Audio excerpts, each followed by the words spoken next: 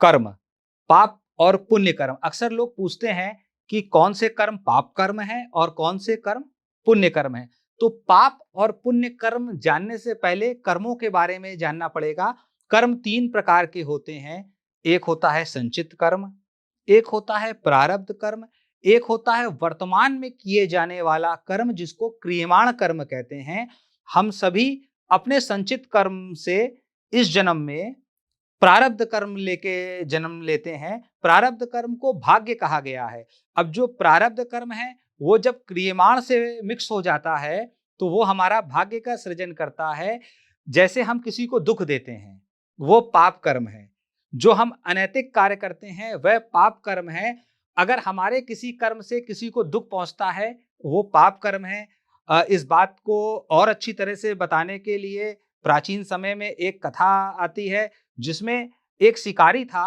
वो एक हिरण के पीछे दौड़ रहा था, हिरण को मारना चाह रहा था। वहां पर एक तपस्वी ऋषि महर्षि बैठे थे जो कभी भी झूठ नहीं बोलते थे, हमेशा सत्य बोलते थे।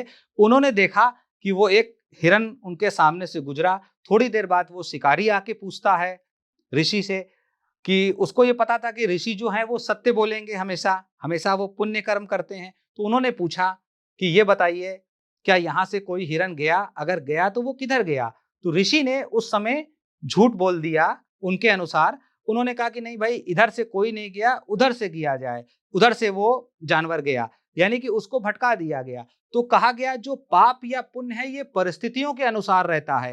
हो सकता है कोई कर्म हम करें तो परिस्थिति के अनुसार वो हमारे लिए पाप हो, और या तो परिस्थिति के अनुसार से पुण्य हो। तो जो पाप और पुण्य है ये इसका जो निर्धारण है वो भगवान करते हैं, परिस्थिति करती है। कहते हैं ग्रह स्थिति, परिस्थिति और मनस्थिति तीनों का जब समन्वय हो जाता है तो वो पाप और पुण्य कर्म की परिभाषा को परिभाषित करता है।